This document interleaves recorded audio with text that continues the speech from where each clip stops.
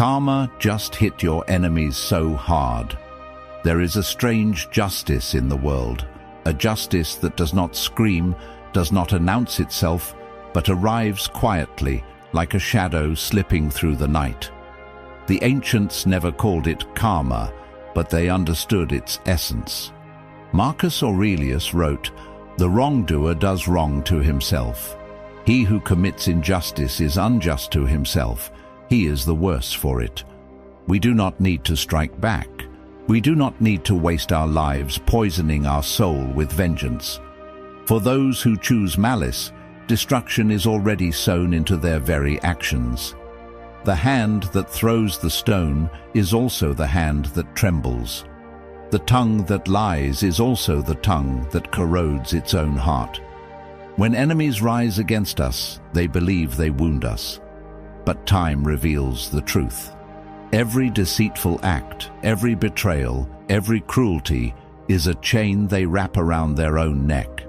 They become prisoners of their own spite, enslaved by the very venom they meant for others.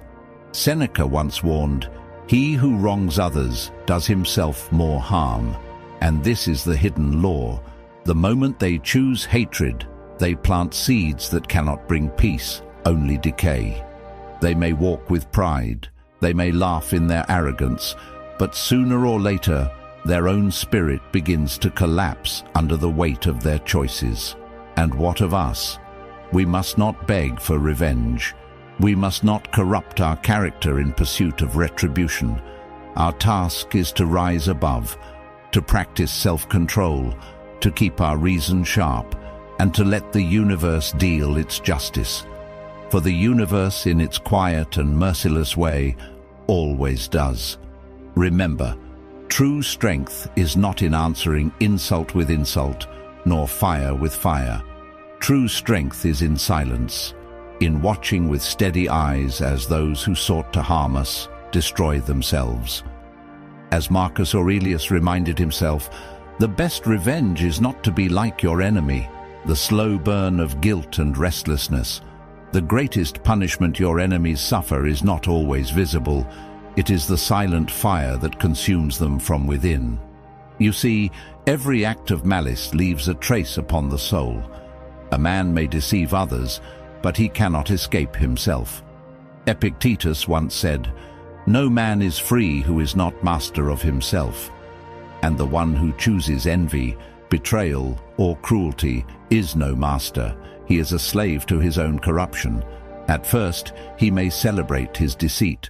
He may feel triumphant, thinking his schemes have brought him power. But deep within, the mind begins its rebellion. Restlessness, sleepless nights, a gnawing unease that no wealth, no laughter, no applause can silence. This is karma in its truest form, not thunder striking from the sky, but the slow erosion of the spirit. We, on the other hand, must not waste our lives trying to drag them into the light of justice. For justice is already inside them, burning like an invisible flame. As Seneca observed, "A guilty conscience never feels secure." That is the unavoidable destiny of those who choose hatred. They are never at peace, the collapse of false power. There is a strange irony in the world.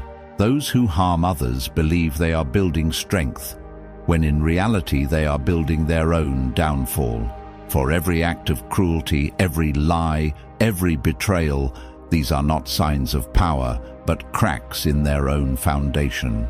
Marcus Aurelius reminded us, "What injures the hive injures the bee." And so it is with those who act against us. They are injuring themselves in ways they cannot yet perceive. Imagine a man who builds a grand house on rotten wood. From the outside, it may look mighty, but the structure is already doomed. So it is with those who use envy and malice as their tools. They are architects of their own collapse. And when the weight of time presses upon them, their false power cannot hold. This is the unseen justice of life. We do not need to lift a finger. They fall not because we desire their ruin, but because they could not master themselves. Their rage devours them, their lies entangle them, their arrogance blinds them. That is the law of existence. It is not we who destroy them, it is their own corruption that pulls them down. We must take this as a reminder. True power is not in crushing others, but in fortifying the self. For a man who rules his own mind cannot be toppled. And in this contrast lies the beauty of karma. While their false power collapses into dust, ours is built on the eternal strength of self-mastery. If this message spoke to you, stand with us, subscribe, join this journey, and let us walk the path of strength together.